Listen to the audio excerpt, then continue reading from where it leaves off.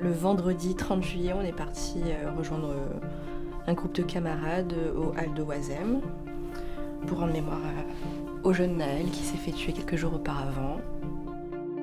C'est la première fois que je rejoignais un rassemblement pour demander justice pour Naël. Pareil, c'était mon premier soir au rassemblement et je souhaitais rendre justice à Naël et aussi penser à tous les autres auxquels il est arrivé la même chose. Du coup, moi, en tout cas, vu que je suis sortie le mercredi et le jeudi toute seule, j'étais contente de pouvoir rejoindre des gens que je connaissais. Donc, je m'étais dit, ça va, on est plutôt au calme, il n'y avait pas grand monde au début. Et on a attendu donc un petit bout de temps, on a pu grignoter, parler, et puis la marche a eu lieu au début, un petit groupe plutôt calme, et une marche improvisée. Au début, moi, j'étais allée à République, j'avais pas encore eu l'info que la préfecture avait interdit le rassemblement là-bas. Du coup, il y avait un petit groupe à Répu un peu perdu. En mode, c'est bizarre, il n'y a pas grand monde.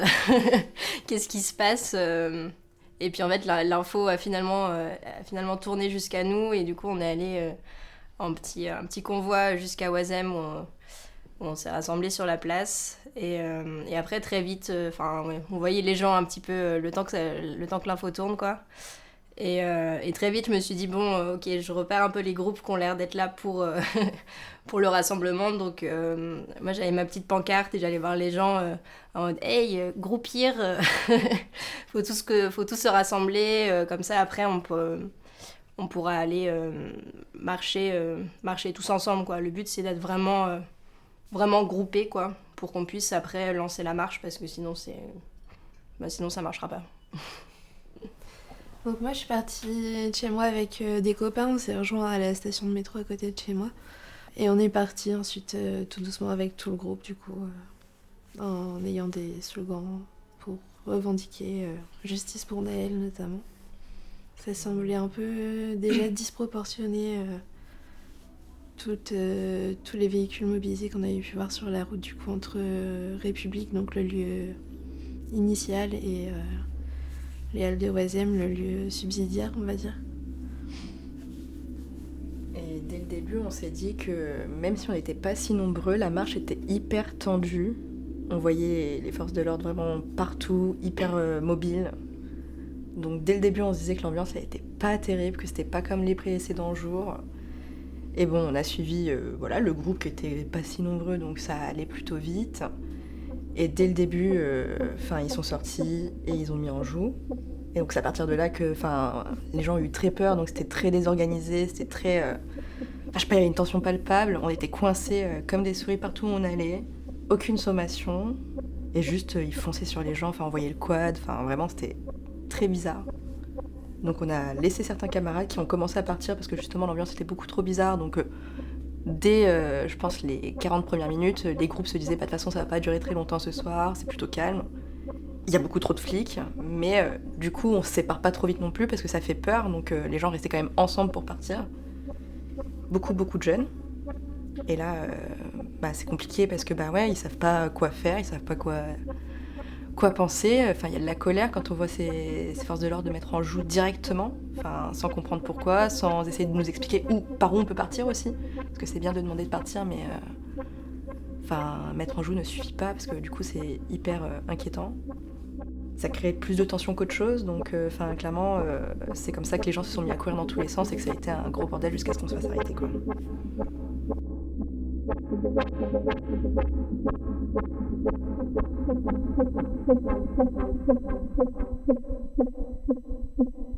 Ouais, c'était cette espèce de tension dès le début, on était là, ok, cool.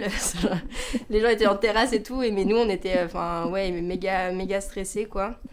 Et puis après, technique de base, quand ils en ont eu marre de se faire un peu trimballer à gauche, à droite, ça commence à gazer, quoi. Mais donc là, forcément, comme on n'est pas très nombreux, tout le monde, on essaye de dire aux gens, non, il faut vraiment rester groupé, mais bon, tu te fais gazer, donc forcément, tu veux respirer, donc tu fais ce que tu peux pour... ton but, c'est d'être le plus loin possible de ces fumées, quoi, qui sont quand même pas très cool. Et du coup, ça le cortège s'éclate, quoi. Et donc là, après, c'est un peu le chaos dans tous les sens. et après, la seule chose auquel on pense, c'est, en fait, on court parce qu'on essaye de respirer, quoi. Donc, la première pensée, c'est ça. Enfin, c'est en mode, ok, faut que je reprenne mon souffle, faut que je respire. Je sais pas trop dans quelle rue je suis, j'ai atterri parce que juste on se met à courir, quoi. Et après, t'es là, ok, bon, on va essayer de respirer. Qu'est-ce qui se passe? Où est-ce qu'ils sont? Et puis, après, ouais. Après l'arrestation, quoi.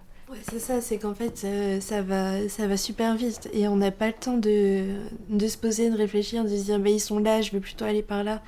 C'est à peine t'as passé un angle de rue et déjà tu les vois de l'autre côté en joue. Et du coup, tu dois continuer et tu cours et tu vois plus où tu vas, en fait. Et t'as pas le temps de réfléchir, de te poser. Et t'as les poumons qui brûlent tellement tu cours, en fait, à force, parce que, chaque fois que tu te retournes, t'as le raid qui est derrière toi, toujours plus proche.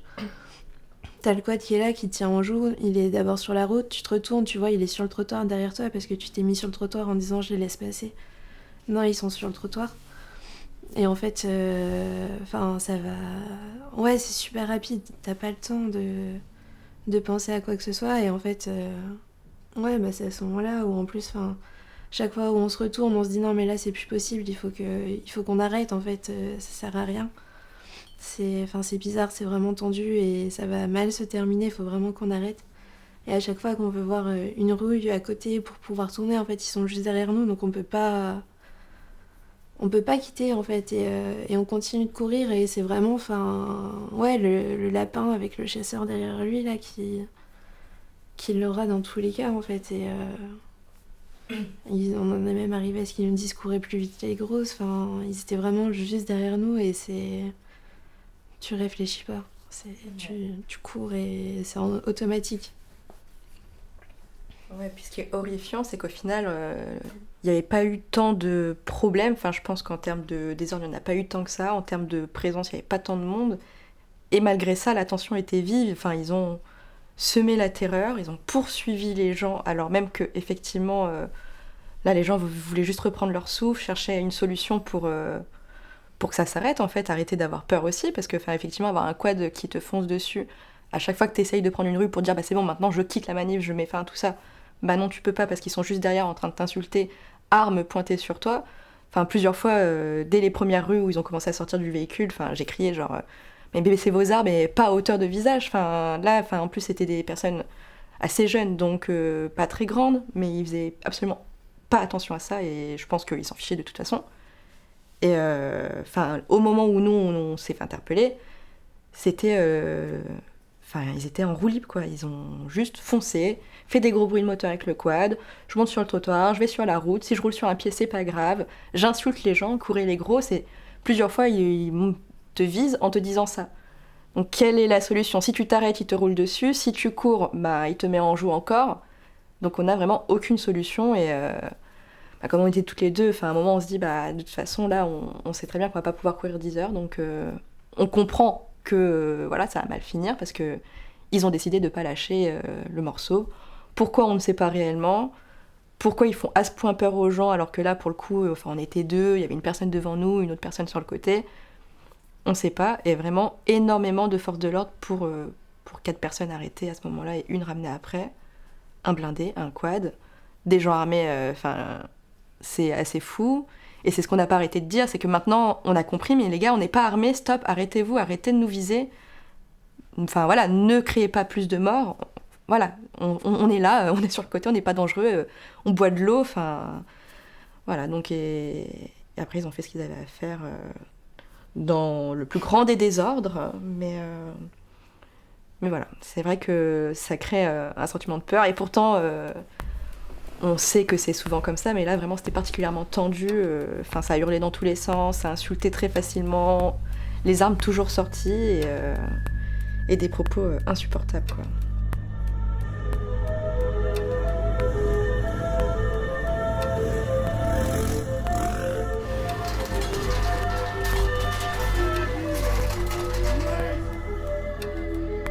Vraiment cette vision d'un mec en quad avec un autre gars derrière avec son arme qui pointait sur les gens. Et le quad m'arrive à une vitesse qui paraît énorme. Bah forcément, quand t'as un piéton à l'arrêt, c'est d'autant plus impressionnant. Et en fait, on est sur le trottoir à essayer de respirer, quoi, à boire de l'eau, juste se remettre du nuage de lacrymo. Et je me retrouve avec le quad qui nous fonce littéralement dessus. Et pour l'éviter, je me mets contre le mur pour l'éviter, sauf que ma cheville, elle est restée... la roue m'est passée sur la cheville, quoi. Donc maintenant, j'ai une belle entorse et des séances de kiné prévues. Je suis ravie. Mais avec cette vision le flingue sur toi, le gars qui te dit courez les grosses et qui te roule dessus, t'es là, mais en fait, on est où ? Vraiment, c'est toujours ces questions-là qui reviennent, quoi. Qu'est-ce qui se passe ? Qu'est-ce qui se passe dans leur tête pour faire ce genre d'action c'est vraiment terrifiant quand on est en France, en fait. Et genre, ouais, ok, en 2023, maintenant c'est ça, quoi. Et puis, surtout que là, c'était pas des...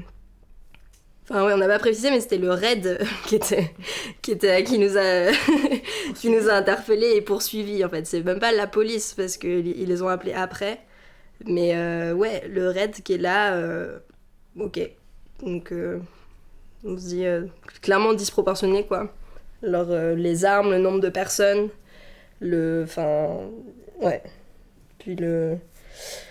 Et puis, on essaie de se remettre déjà de cette vision, et après, on marche un peu. Je sais pas, moi, j'avais encore un peu d'espoir après. Je me dis, bon, ils font que passer. De toute façon, on n'a rien fait, on n'a rien à se reprocher. On est dans une rue où il y a personne. Juste tranquille, ils vont continuer leur chemin. Sauf que, alors, une centaine de mètres plus loin, on nous dit de nous mettre contre le mur et on est interpellés, quoi. On continue à suivre le groupe. Et nous, en fait, on s'est arrêté à l'angle suivant. Donc, on était toutes les trois avec une autre personne.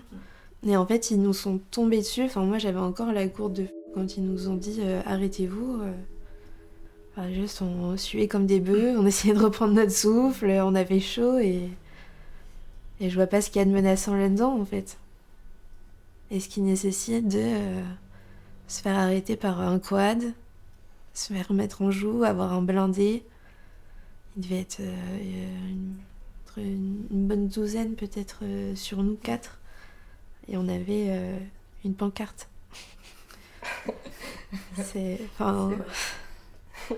On avait une pancarte, quoi. Ouais. Et clairement, quand ils nous ont arrêtés, ils ont pas vraiment eu d'échange avec nous, si ce n'est crier, mettez-vous contre le mur, tais-toi, ferme ta gueule, voilà.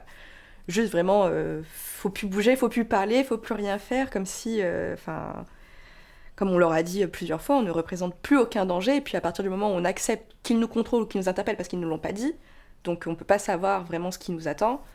La fouille, ok, mais ils nous mettent directement les serflex, donc c'est vrai que sur le coup, nous on l'avait compris au vu de leur comportement qu'on allait finir comme ça, mais à aucun moment ils ne l'ont dit. Et quand on leur demande vraiment ce qui se passe, parce que nous on a vu l'autre groupe partir, on pensait qu'ils allaient continuer à maintenir l'ordre auprès des gens qui continueraient potentiellement une marche, mais non, ils sont revenus pour nous, et vraiment c'était visé, ils nous parlaient très très mal, c'était rabaissant. Une fois qu'on est attaché, pour nous, à partir de là, on commence à se dire, c'est tout, on se calme, il n'y a plus rien à dire, plus rien à faire. Ils nous mettent plus en joue, donc c'est déjà ça. Il y a 15 000 personnes derrière nous, un blindé, un quad, mais on n'est plus mis en joue, c'est déjà pas mal. Donc voilà, on reprend notre souffle parce qu'on était très essoufflés, en sueur, en colère aussi, parce que quand on essaye de leur parler, à part nous dire tais-toi et vous êtes bien véhémente si on répond ou quoi que ce soit, donc on ne peut absolument rien dire, rien savoir et rien obtenir d'eux. Quand ils nous fouillent, c'est vraiment tout le temps des remarques, c'est absolument pas nécessaire, et ce qu'on leur répète, ce n'est pas nécessaire, faites le contrôle si vous voulez, mais on peut s'abstenir de s'insulter réciproquement. Donc, et ils font leur contrôle, et c'est toujours ces petites remarques, jusqu'à un moment où l'agent du raid qui m'a contrôlé, et c'était celui qui était derrière le quad, donc celui qui mettait tout le temps en joue, pas le conducteur, qui fouille mon sac, et qui... après avoir fouillé mon sac, n'arrive pas à remettre mes affaires dans le sac. Donc je lui réponds. Je pense qu'effectivement, répondre n'est pas la meilleure idée face au raid, mais Enfin, d'un autre côté, c'est très agaçant, donc voilà, enfin, plus tant qu'on ne dit rien de mal, j'ai quand même le droit de m'exprimer. Et je lui demande s'il a besoin d'aide, parce que même avec mes mains attachées, visiblement, je peux l'aider à fermer mon sac, puisqu'il ne s'en sort pas. Et c'est à ce moment-là qu'il me touche la joue, en caressant, quoi, avec son gant, pour me dire tu vas bien te calmer, ma petite, tu vas voir, tu vas te calmer et tout, et qui te regarde, enfin... Donc face à ce genre de comportement, moi bah, j'ai un rejet, quoi, je le pousse et je lui dis tu me touches pas, enfin tu n'as aucune raison de me toucher, je suis pas un danger, je suis attachée. Pourquoi il fait ça en fait? Pourquoi il le fait si ce n'est pour me rabaisser ou avoir un acte déplacé? La seule chose qu'il arrive à répondre à ce moment-là, c'est regardez, elle me crache dessus, comme pour justifier que si on a arrêté, c'est parce que voilà, on leur cracherait dessus, on serait véhément, alors que c'est eux qui nous mettent en joue et qui nous poursuivent avec un quad pour une pancarte, visiblement. Donc, complètement insupportable de voir ça et voir que... Enfin, ils sont une équipe face à 4 personnes, pour certains on se connaissait pas, et ils rigolent. Enfin, ça n'a rien de drôle. Moi, je le vis bien et tant mieux pour moi, mais ce qui m'horrifie, et c'est ce que j'ai crié, c'est... pour combien de personnes vous avez fait ce genre d'acte, voire pire?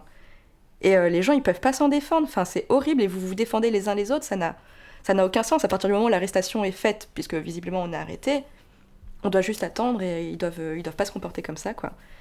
Mais ils se marrent et on attend comme ça une petite demi-heure.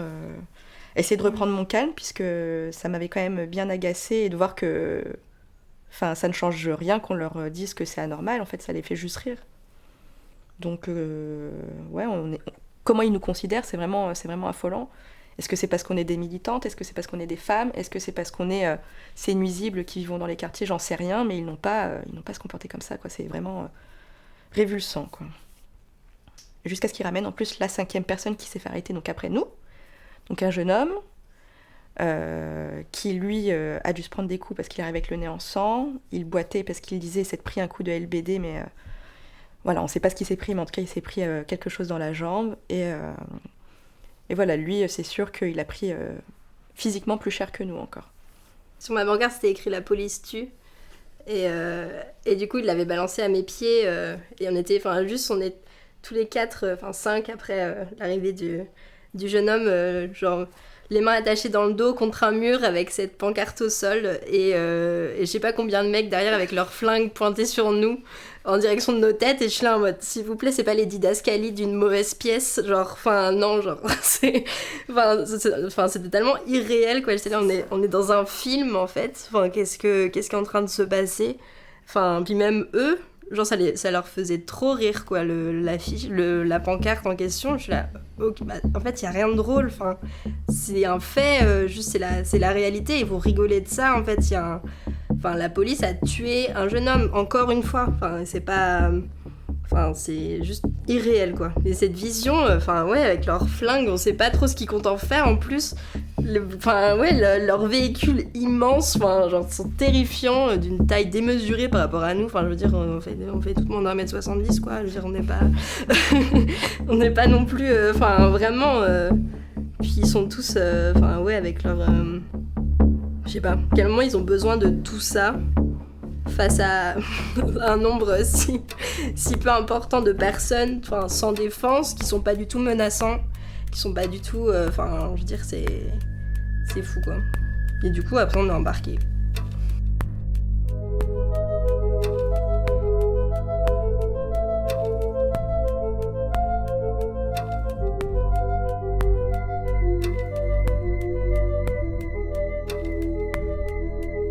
Le camion, c'est une espèce de mini-cellules. Je me dis, en fait, faut pas être trop grand, faut pas être trop gros, faut pas... je sais là, ok, comment on fait pour rentrer là-dedans? Ils sont vraiment sérieux de nous mettre dans des espèces de cages minuscules, quoi. Je sais là, waouh. Ouais, collés aux parois, rien que ça, c'était... ces minutes-là de transport jusqu'au commissariat, c'était l'angoisse, quoi. Quand ils t'ont arrêté, quand ils t'ont mis les menottes, je sais pas si tu te souviens aussi, t'avais dit que t'étais vindicative. C'était vraiment genre il y avait beaucoup de paternalisme, d'agisme, c'est vraiment genre... le côté... on se calmait les petites rebelles là, C'était horrible. Et en plus, ils nous ont fait attendre quand même vachement longtemps entre le moment où ils nous ont arrêtés et le moment où les porteuses sont arrivées. Ils s'engueulaient et en plus, il y avait un des dirigeants, je suppose, qui disait bon là, vous vous arrêtez, maintenant vous écoutez les porteuses, vous répondez pas, juste vous écoutez les bandes des porteuses. Et du coup, on a appris après que les porteuses, donc c'est le fourgon. Et ils étaient vraiment pas organisés, ils savaient rien, ils savaient pas qui venait, ils savaient pas quoi, comment. Et en fait, quand ils nous ont arrêtés, ils nous ont mis les Serflex. Et ils ont eu un malin plaisir quand même à nous les serrer le plus fort possible. Et du coup, pendant le temps d'attente, moi ça commence déjà à me tirer sur les bras. Et donc je demande déjà une première fois à ce moment-là si ils peuvent au moins nous les desserrer ou les enlever. Enfin, on n'est pas menaçant, on fait rien. Et du coup, il y a un de ceux qui nous les a mis qui me répond non mais t'inquiète pas, c'est bon, tu vas pas les avoir pendant longtemps. Et je me dis ok, bon bah c'est tout, le temps que le véhicule arrive, ensuite on sera dans... Enfin je me dis dans le véhicule, ils sauront nous attacher autrement. En fait non, ils nous prennent du coup par les épaules, donc ils nous prennent en nous disant ouais, allez les princesses, on y va. Et ils nous font monter donc dans le fourgon et là je redemande, du coup je dis mais du coup c'est possible de nous les enlever à ce moment-là. Ils me disent non, vous verrez ça plus tard. Donc on fait tout le trajet comme ça, attachés, les bras attachés dans le dos. Donc on peut pas se retenir en fait dans les mouvements, il n'y a pas de ceinture de sécurité ou que sais-je, donc on se prend les murs à chaque virage. En plus ils s'amusent, ils roulent quand même vachement vite, ils insultent tous les automobilistes qui sont sur leur passage, on se prend les murs du fourgon. Et moi, j'ai tellement couru, j'ai la sueur qui me brûle les yeux, j'ai mes lunettes qui glissent. C'est vraiment pas une atmosphère très agréable, on va dire, pour un voyage. Et à un moment donné, sur la route, j'ai mon téléphone qui sonne. Et là, je panique et du coup, dans le fourgon, j'ai éteint mon téléphone en me faisant du coup assez mal au poignet, encore plus mal au niveau des Serflex qui serraient. Donc j'ai pu éteindre mon téléphone pour pas qu'ils y aient accès. Et du coup, quand on est arrivé au commissariat, je leur ai redemandé quand ils nous ont sortis s'ils pouvaient nous desserrer ou nous enlever les Serflex. Et de nouveau, encore, ils nous ont dit plus tard. Et du coup, ils nous ont mis dans une première cellule comme ça, avec les Serflex, sans aucune information. Enfin, déjà, le trajet, je sais pas combien de temps il a duré, mais moi, ça m'a paru interminable. Et du coup, on est quand même un peu sonné, on sort d'un truc... moi, il fallait déjà que je gère ma claustrophobie dans ce petit espace, et du coup, je sors de là, ok, c'est bon, je reprends l'air, je me calme et tout. Donc juste, je suis sonnée, je dis rien du tout, je me laisse me porter, quoi, par les gars à l'arrivée. Et ils me poussent dans une première cellule où je vois visiblement qu'il y a d'autres mecs et tout. Mais je dis rien parce que, je les laisse faire, quoi. J'ai rien à dire et je sais pas ce qui se passe, donc dans tous les cas, voilà, je me laisse porter. Et il y a un des gars derrière qui fait « Ah mais merde, attends, c'est une gonzesse, faut pas la mettre là et tout. » Et le gars il fait « Ah bon ?» je suis là « Ok, yes. » Genre, ça annonce la couleur de la soirée à venir, quoi. Je suis là, génial. Déjà, première rentrée, première action dans le commissariat, c'est ça, j'ai fait « Ok, ça va être long, ça va être compliqué. » Mais...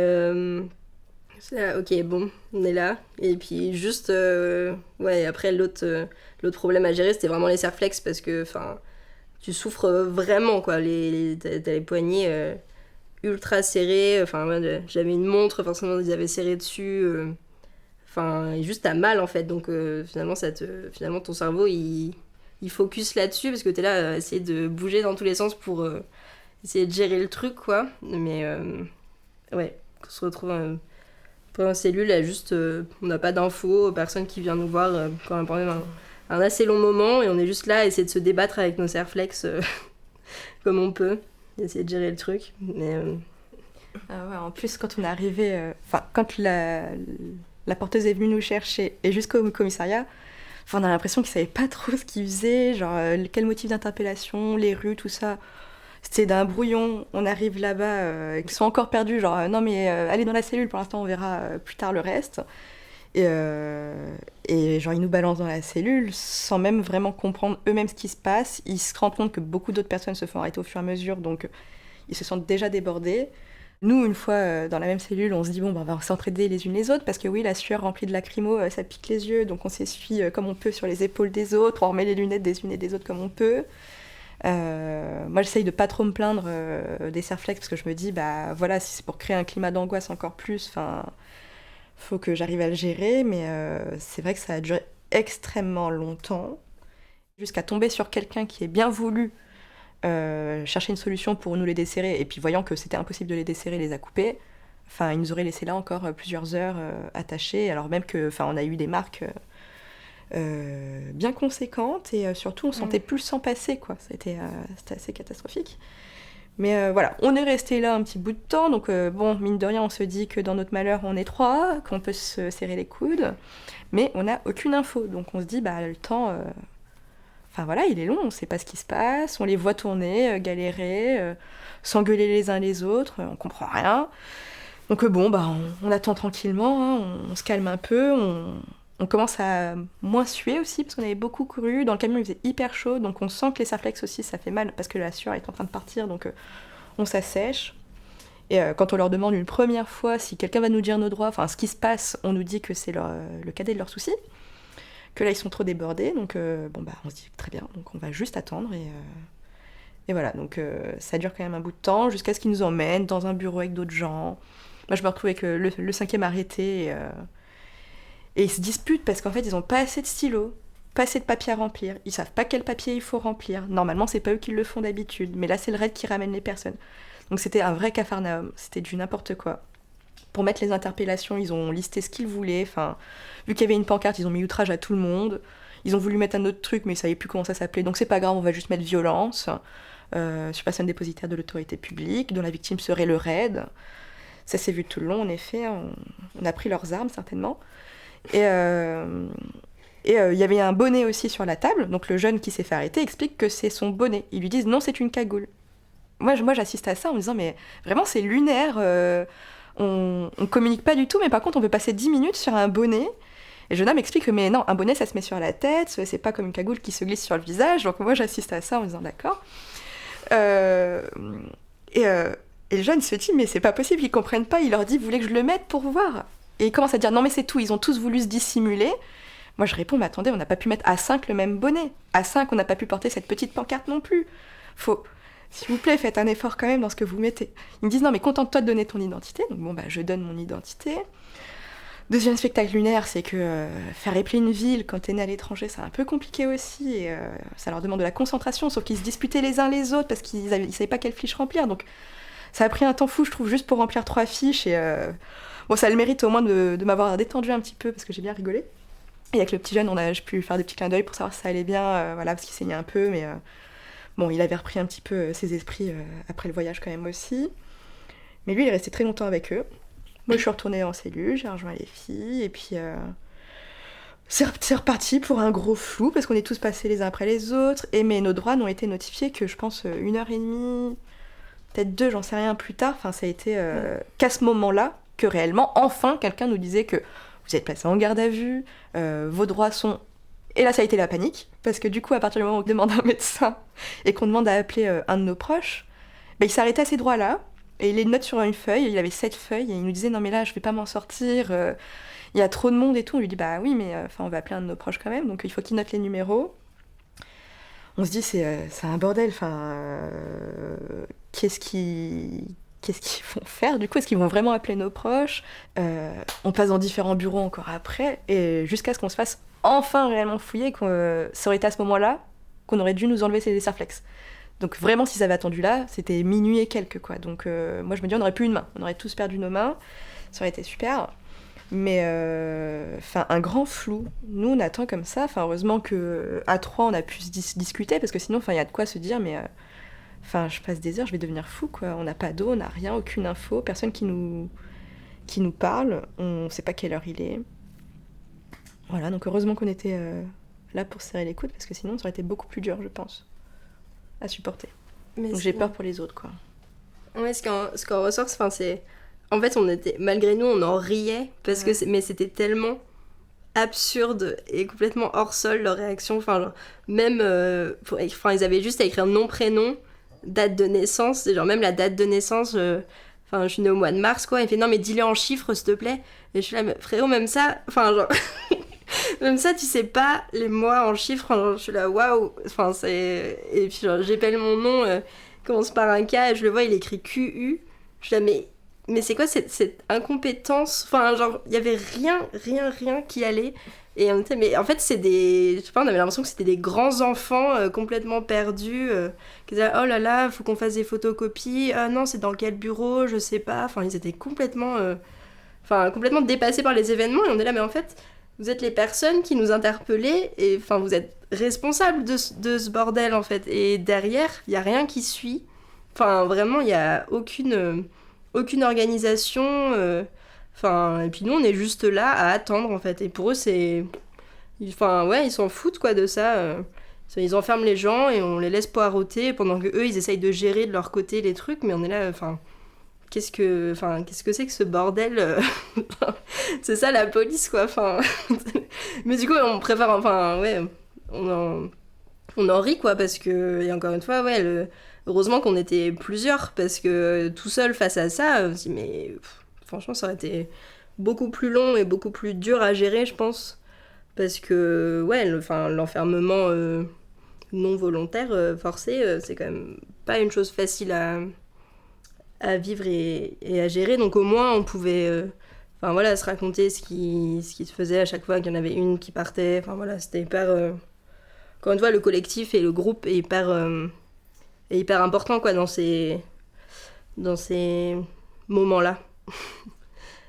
Mais ouais, et après on a eu nos droits, on est officiellement en garde à vue, on va enfin dans une autre cellule et là le périple la nuit commence, quoi. Mais le bordel. Pendant la prise d'identité aussi, donc j'ai un nom de famille composé et la deuxième partie c'est un prénom masculin et donc je lui appelle mon nom de famille. Et en fait, il commence à écrire du coup la deuxième partie de mon nom de famille dans mon prénom. Il se reprend, il me regarde, il me dit ouais non c'est votre nom de famille. Et il continue. Et enfin, c'était honteux, quoi. Enfin, vraiment, ils se sont foirés sur tout. Ils n'arrivaient pas... Pareil, le petit jeune qui a été arrêté avec nous, il était avec moi aussi à ce moment-là. Ils l'ont regardé, ils font de toute manière, t'as pas de profession. Enfin, vraiment avec un air de dédain. Pareil, il savait pas écrire la ville où il était né, alors que bon, enfin, c'était assez facile. Du coup, après, ils me remettent en cellule. Et du coup, j'ai pu voir un médecin parce que j'ai des traitements à prendre tous les jours. Et donc, je vais voir le médecin qui, au premier abord, est pas très agréable, déjà dès le début. Et donc, il me demande quel traitement j'ai. Donc, j'ai ma pilule et j'ai un traitement antipsychotique. Et donc, il me dit, la pilule, c'est quoi? Non, bah, de toute manière, j'ai pas de pilule. Donc, du coup, je l'aurai pas. Il me dit, bah non, tant pis. Et du coup, il me demande mon traitement antipsychotique. Il dit, ah, ça, je crois que j'en ai. Et en fait, il commence à sortir de sa mallette des plaquettes comme ça, au hasard, un peu au fur et à mesure.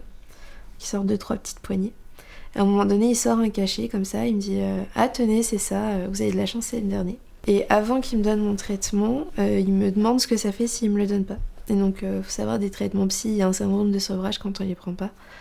Donc, étonnée qu'il le sache pas, je lui explique quand même du coup les symptômes de sevrage que je peux avoir, etc. Il me dit, ah oui, du coup, il vous le faut, effectivement. Et en fait, moi, je savais pas, mais il faut demander tout son traitement sur les 24 heures en même temps. Parce que moi, je pensais que j'allais revoir le médecin le lendemain pour avoir mon traitement du lever, enfin du matin. Mais ça n'a pas été le cas, donc j'ai pas eu ce cachet-là non plus. Et donc le policier qui m'accompagnait pendant cet entretien médical, parce qu'il n'y a pas de secret médical, hein, il est debout dans l'encadrement de la porte, il écoute tout ce qui se dit. Je sais pas comment se passent des entretiens physiques avec le médecin, mais ça peut prêter à question. Et donc le policier m'embarque en me disant que il va aller trouver un point d'eau, et en fait on fait tous les toilettes du coin où on était. Et c'est des toilettes horribles, encore pire que ceux qu'on a vus. Enfin, le seul que vous avez vu, c'était un des meilleurs quand même qu'il peut y avoir. Et du coup, 2-3 fois, il a ouvert les portes et il disait non, mais j'ai pas de faire boire dans un truc dégueulasse. Du coup, attends, je te remets en cellule et je t'apporte un verre d'eau. Donc je reste avec mon cachet, du coup je mets mon cachet dans ma poche et en fait au moment où lui me remet en cellule, il y a les policières qui viennent me prendre pour la fouille. Et donc elle me fouille, etc. Donc je dois vider toutes mes poches. Et du coup je mets mon traitement et je leur explique par contre que là c'est le traitement que le médecin m'a donné et que je dois prendre là en sortant de fouille dans ma cellule. Et elles me disent non, c'est pas normal, normalement les médicaments tu les prends directement avec le médecin, donc on va le mettre de côté pour le moment, je verrai avec mes collègues, mais ça me paraît bizarre cette histoire.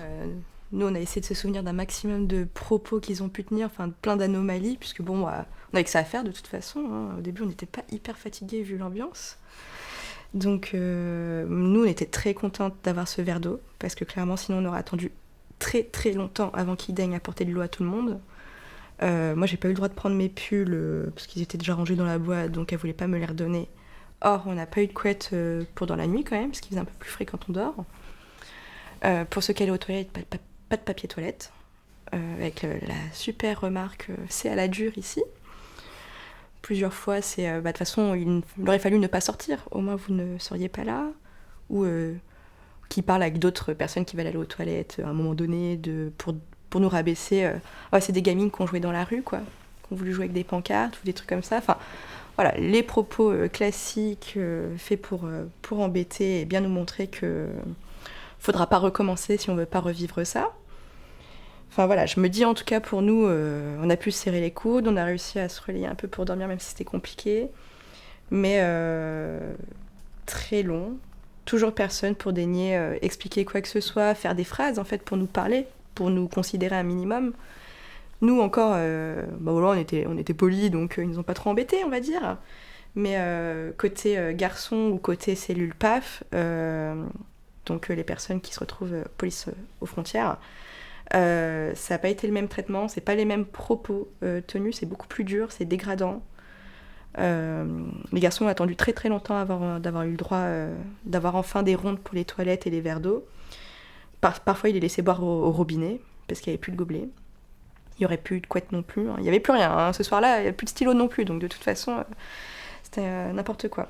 Et voilà, on a attendu quand même longtemps avant de pouvoir voir notre avocat. Et au moment où ils nous ont dit nos droits, c'était vraiment, si vous vous incitez pour voir cet avocat, puisque vous voulez tous le même, vous sortirez plus tard, hein, parce que du coup, ça va prendre du temps d'appeler un avocat et tout. Donc, vraiment, cette menace constante de... si vous vous pliez pas juste à ce qu'on vous dit, on vous menace en fait. Et comme on leur a dit, il n'y a plus de raison de nous menacer, on est en garde à vue, quoi, c'est tout, on est là, on va attendre de pouvoir savoir ce qui se passe. Voilà, des propos tenus tout le long, très compliqués. Quand ils nous ont enfin emmenés en signalétique et tout, sans savoir que c'était pour ça. Et nous, c'est par hasard qu'on l'a su et qu'on a pu... du coup refuser en étant dans la cellule et pas devant le fait accompli, c'est beaucoup plus dur sinon de pouvoir dire quoi que ce soit. Et pendant les auditions, donc là c'est quand même assez ubuesque, on est passé 2 par 2, et ils nous ont expliqué dès le début que l'objectif c'est d'aller vite, parce qu'il y a beaucoup de monde, et c'est vrai que toute la nuit, on les a vus, hein. À chaque fois il y avait des gens qui rentraient, toute la nuit, ça a été que ça. Et puis nous on était bien à l'entrée pour voir tout le monde, et tout le monde nous voyait aussi, et apparemment on était un spectacle ce soir-là, que ce soit pour les policiers ou les personnes arrêtées. Mais passer 2 par 2 en audition parce qu'il faut aller vite, parce qu'il faut vider les cellules, quand même c'est sacrément fou. Et ils nous disent mais de toute façon ça devrait le faire. Mais clairement, sous-entendu quoi ? Sous-entendu, vous savez déjà qu'on n'a rien fait, qu'on ne devrait pas être là. C'est quand même fou. Alors pourquoi on se soumet à ce jeu-là de l'audition, etc. Mais bon, pas le choix. Et plusieurs fois, c'est vous allez devoir faire la signalétique, sinon on va vous garder 24 heures de plus. En tout cas, on va le demander. Donc bon, bref, des pressions. Et pendant l'audition 2 par 2, c'est quand même fou parce que on peut pas se parler. Ils nous préviennent dès le début qu'on n'a pas le droit de se parler l'un l'autre, mais en même temps, eux se parlent l'un l'autre. Ils nous posent des questions parfois de façon interposée. C'est un bazar. Bon, ça avait le mérite encore une fois d'être au moins un peu plus détente que quand on se fait péter la gueule. Donc voilà, on voyait l'extérieur, on voyait le vent. Ils nous ont proposé un café. Voilà, les techniques habituelles. Et puis Puis voilà, après, bon, l'audition se fait avec des questions quand même, je trouve, assez farfelues, qui n'ont pas trop de lien finalement avec tout ça, mais bon, ça va relativement vite, hein, ça a duré 20 minutes, et on sort. Moi, malgré tout, Camille fait la remarque que pendant l'interpellation, l'agent du RAID m'a caressé la joue et qu'elle qualifie ça d'agression sexuelle. Donc les policiers me demandent ce qui s'est passé, donc j'explique un peu. Et celui qui auditionne Camille, il dit non mais ça ce n'est pas une agression sexuelle. Enfin voilà, nous on connaît un peu les qualifications pénales, donc vous pouvez pas dire ça. Camille dit bah si et tout, et puis moi je leur explique que bah si, en plus je suis juriste, donc si pour moi c'est une agression sexuelle. À partir du moment où ce n'est pas consenti, que ce n'est pas nécessaire et que c'est fait par la force, puisqu'on est quand même menotté et entouré de blindés de quad, je rappelle, ça reste une agression sexuelle. Alors évidemment, ce qu'ils sont en train de me dire, c'est qu'à partir du moment où il n'y a pas, que c'est pas un sein, un cul, ou qu'il n'y a pas pénétration, en gros, arrêtez de pleurer, quoi. En gros, on minimise ce qui se passe. Alors j'ai de la chance de ne pas être à ce point choquée, parce que moi je suis plus choquée par le contexte qu'il y a eu du mercredi à ce samedi-là. Pour autant, c'est extrêmement grave qu'ils cherchent à minimiser, parce que, comme je lui dis, toutes les fois où c'est plus grave que ça, vous allez aussi chercher à le minimiser, etc. On n'a pas à justifier quoi que ce soit. C'est une qualification pénale, point, c'est tout. Il attend que son collègue parte, donc celui qui auditionne Camille, pour me dire quand même que, effectivement, lui est quand même choqué d'apprendre ça, qu'il me conseille d'aller déposer plainte auprès de l'IGPN parce que ça questionne, en fait. Ça commence par une caresse, mais ça peut aller jusqu'où ?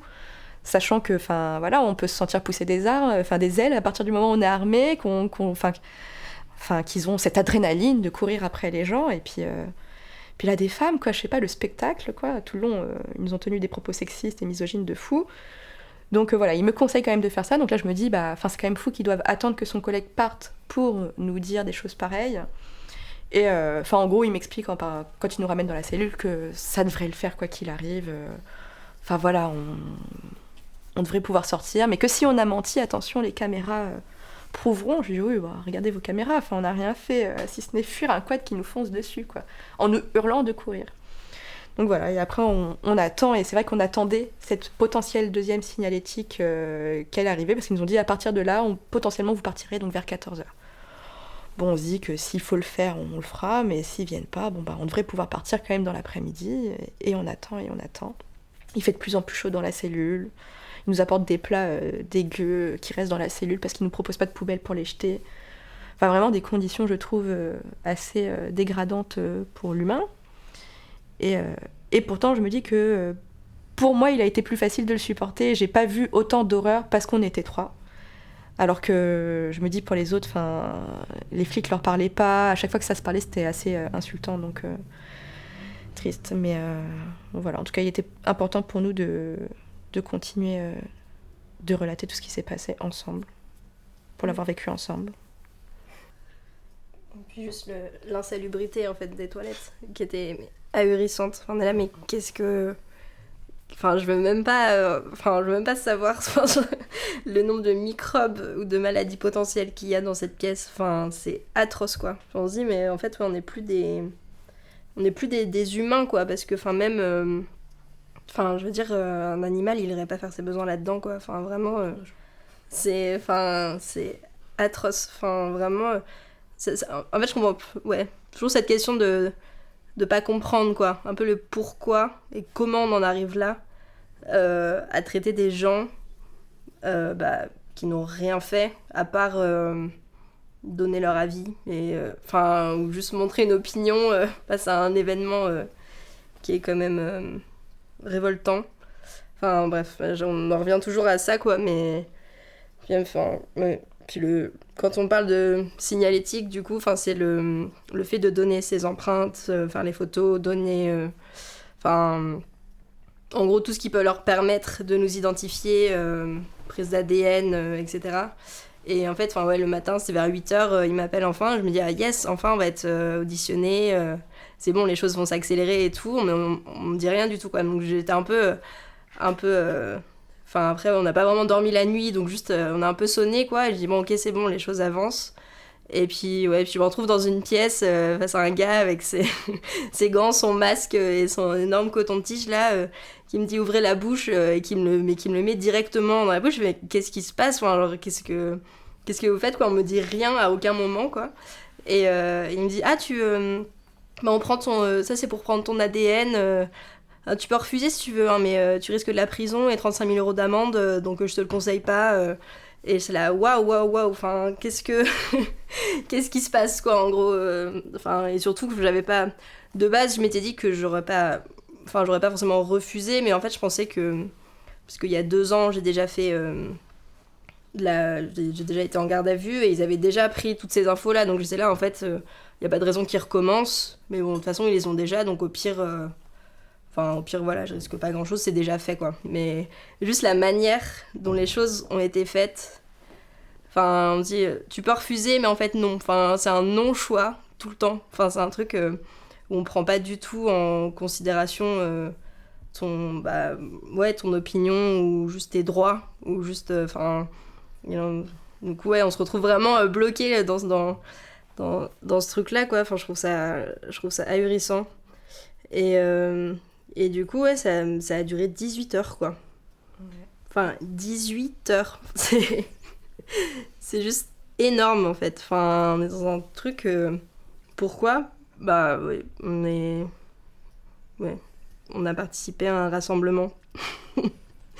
Et enfin, ouais. Et on nous met outrage et violence sur agent, projectiles en direction, parce que du coup ils croyaient dur comme fer que ouais on leur avait jeté des mortiers quoi.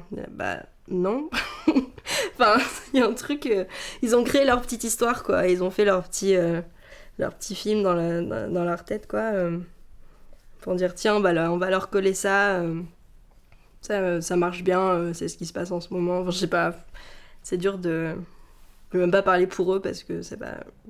Je veux même pas imaginer ce qui se passe dans leur tête en fait pour réagir comme ça, mais j'imagine que c'est ça. Enfin, il y a un truc en mode de... ouais, bah, ils veulent faire peur quoi. Et c'est quand même sur le moment ça marche, enfin on va pas se mentir. C'est quand même ouais, on se dit ok, on est face à un système, face à une machine où en fait on peut rien faire quoi. On est là, on est vraiment à la merci de ces personnes en fait. Ils ont tous les droits, ils peuvent inventer tout ce qu'ils veulent et nous en fait on n'a rien pour se défendre, rien du tout. Enfin, et même l'avocat quoi, enfin si on a eu enfin il disait là, enfin l'avocat même lui c'est il essaie quand même de respecter la procédure quoi, et même lui il n'était pas respecté parce qu'on lui donnait pas du tout les papiers, enfin il n'avait pas du tout nos notifications de garde à vue ou quoi. Enfin, lui, il était juste là, bah ouais, en fait, moi, je sais même pas pourquoi vous êtes là, je peux rien faire, quoi. Juste retenez que vous n'avez rien à déclarer parce que ça peut se retourner contre vous si vous parlez, quoi. Donc, notre seule défense, c'est de ne rien dire et de ne rien faire. Donc, c'est quand même un peu frustrant d'être d'être face à ça, quoi. Mais bon, on est là, hein. On essaye après du coup c'est important de partager ça je pense, d'en parler, que les gens sachent que aujourd'hui en France on peut être interpellé sans raison, on peut subir des violences sexistes, racistes, enfin c'est un truc maintenant ouais, la société elle a quand même bien... Elle a évolué, mais pas on n'est pas sur la bonne pente, quoi. Je pense. On a quand même passé donc de 21h50 heure approximative d'interpellation jusqu'à 16h le lendemain en garde à vue, dans un flou quand même assez fou, mais pour rien. Enfin, la conclusion, c'est à partir du moment où ils nous ont annoncé qu'on allait pouvoir sortir. Moi je pensais qu'on allait récupérer des documents, enfin je sais pas, on est quand même passé dans un commissariat, on y a passé des heures, vous avez pris notre temps quoi, mais en fait ils nous dirigent tellement vers la sortie si vite pour libérer les cellules que au final la seule chose qu'on veut faire c'est sortir de là, prendre de l'air, être libre quoi, donc on se retourne pas pour aller chercher les papiers, mais du coup c'est pour ça aussi qu'aujourd'hui on se regroupait, qu'on essaye de rester en contact au plus qu'on le peut pour se dire que là, il faut quand même qu'on explique ce qui se passe. Ça peut arriver à n'importe qui. Plusieurs fois, ils nous ont demandé si c'était nos premières gardes à vue ou si on était des habitués. Personnellement, c'était ma première garde à vue. Ce n'est pas parce qu'on va en manifestation qu'on doit finir en garde à vue. Ce qui est fou, c'est de voir que de A à Z, la procédure n'est pas respectée. Là, clairement, je pense que parce que c'était en partie nos premières gardes à vue, qu'il fallait marquer le coup. Pour nous, je pense que c'est ça. Pour beaucoup des jeunes qui ont été arrêtés, c'est on va marquer le coup, on va donner l'exemple, on va créer de la peur, vous ne reviendrez pas. Sur le coup, comme on disait, oui, ça marche un peu quand même. On est un peu sonné, on est un peu choqué. Mais personnellement, ça me donne pas envie de lâcher le morceau. Au contraire, on ne peut pas laisser passer des abus, pas venant des forces de l'ordre. On n'arrête pas de parler de violence légitime, moi je veux bien, hein. Mais dans quel cadre ? Et là, pour le coup, le cadre, il a été clair. C'était donner l'exemple, c'était donner du chiffre. Et c'est pas acceptable. On peut pas tolérer que, parce qu'ils ont tué un jeune, on devrait juste se taire, comme ils nous ont demandé tout le long, de garder le silence, de juste se mettre dans un coin, recroquevillez-vous. C'est pas acceptable, et je pense que la liberté d'expression, etc., c'est ce qu'on a voulu respecter. Ça reste un droit fondamental. On n'a rien fait de mal, et ils ont simplement usé de force et de violence à l'encontre de la population, et c'est fou. Donc voilà. Pour autant, s'en tire bien, mieux que d'autres, qui ont eu des condamnations fermes, qui sont passées en comparution immédiate de façon totalement expéditive. Donc ça fait très peur. Et c'est pour ça qu'on se dit que notre petit exemple, on veut laisser notre petite pierre à l'édifice, et c'est de dire que voilà, faut se préparer, faut avoir les bons réflexes en manifestation, faire attention les uns aux autres, penser à avoir un avocat, demander ses droits, c'est hyper important, et puis se protéger du mieux qu'on peut, quoi. Ouais, et puis en plus, nous, ils nous ont fait... ils faisaient pas mal de chantage aussi. Les jeunes, ils leur ont fait croire qu'ils pouvaient faire jusqu'à 78 heures. Et donc, du coup, on les entendait crier et paniquer de les gars, en vrai, c'est chaud, on peut faire 78 heures et tout. Donc, nous, on essayait de leur crier que non, c'était pas possible. Mais ils nous entendaient pas parce qu'en fait, on était vraiment séparés d'eux. Et en fait, ouais, ils ont mis beaucoup de pression à beaucoup de jeunes. Ils ont forcé un jeune dans un couloir à donner le code de son téléphone. Et nous, en fait, comme on a refusé la signalétique, quand ils sont venus nous chercher pour l'audition, il a dit par contre, si vous refusez de donner votre signalétique, j'ai un autre collègue qui va repasser plus tard pour vous redemander. Si vous refusez la signalétique, je vous fais prolonger de 24 heures. Vous savez, c'est une peine substitutive ou supplétive. Et moi, la personne qui m'a auditionnée, en fait, elle a tout le temps été très paternaliste, très sexiste. Par exemple, quand je lui ai dit que je refusais de signer, il me dit « Mais si, vous devez écrire refus de signer », je dis « Bah non, je ne souhaite pas, etc. » Plusieurs fois, il m'a mis pas mal de pression pour me faire répondre à pas mal de choses. Et ensuite, on continue de discuter, je sais plus trop de quoi, et à un moment donné, on en vient à parler de Naël, de ce qui s'est passé, du policier meurtrier. Je lui dis que c'est un assassinat, etc. Et lui-même m'avoue qu'effectivement, pour lui, son collègue méritait d'être en prison et que de toute manière, il n'avait même pas à dire que c'était un collègue. Et du coup, je lui explique, je fais, mais oui, mais quand même, il l'a tué, etc. Et il m'explique que non, que en fait, si un policier sort son arme et vise, à ce moment-là, c'est de la préméditation. Donc eux, en fait, dans leur formation, on leur apprend juste à sortir et tirer, sans viser. Et je lui ai quand même dit que c'était quand même rigolo, parce que sans viser, il visait quand même beaucoup de têtes dans lesquelles il tirait. Et à ce moment-là, il m'a dit qu'ils n'y peuvent rien, eux juste ils sortent l'arme et ils tirent.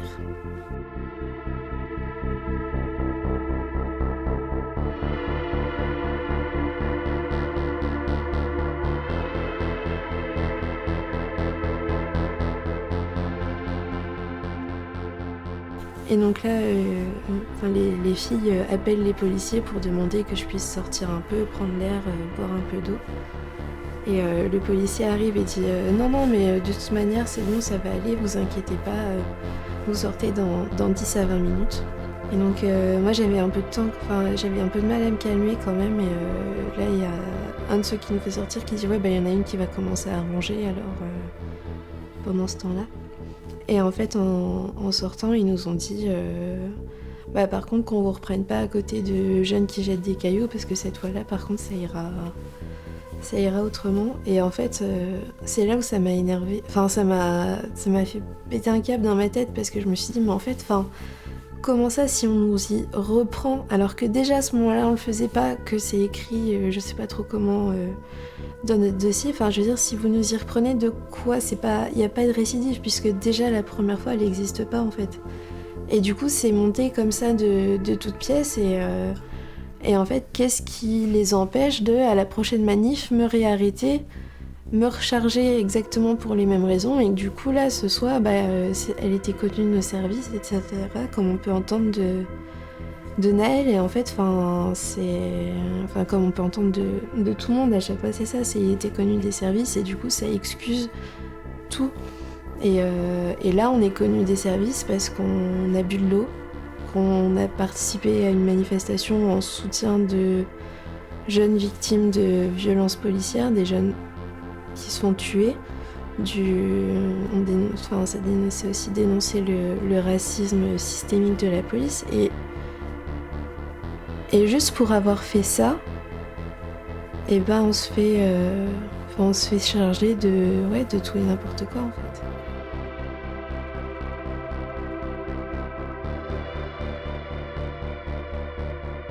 En fait, pour leur méthode, on va les terroriser, on va leur faire mal et tout, mais je pense dans leur tête, ils se disent ouais, c'est bon, on leur a fait suffisamment peur, maintenant on va être tranquille, mais juste en fait, c'était sain d'esprit, c'est le total inverse qui se passe, parce que t'es là en mode, en fait, dans tous les cas, c'est injuste, dans tous les cas, c'est pas justifié, dans tous les cas, il y a une violence gratuite, autant y aller encore plus et encore plus motivé et encore plus déter, quoi, parce que en fait non, on peut pas laisser passer ça et il faut leur faire comprendre que en fait on sera toujours là et les militants il y en aura toujours et tant que ce système perpétuera ces violences sexistes, racistes et continuera, et tant que la police continuera à tuer des gens, il y aura des gens j'espère, mais je pense que ce sera le cas.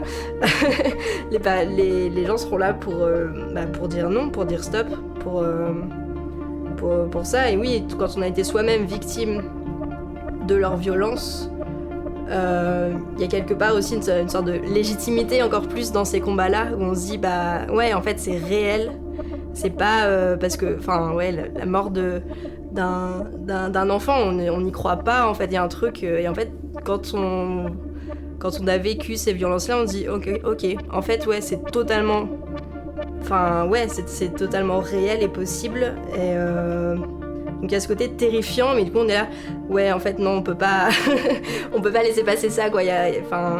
Du coup ouais, j'ai hâte au prochain rassemblement et tout, parce que c'est nécessaire de se rassembler, de partager ça, et ouais, tant qu'il y aura des choses à dénoncer, on sera là pour les dénoncer et dire au monde entier ce qui se passe, quoi. Même si on est tout petit, même si on n'est pas nombreux dans les rassemblements et tout, il faut continuer à y aller, il faut continuer à se rassembler et à diffuser ce qui se passe, quoi, et dénoncer, c'est hyper important.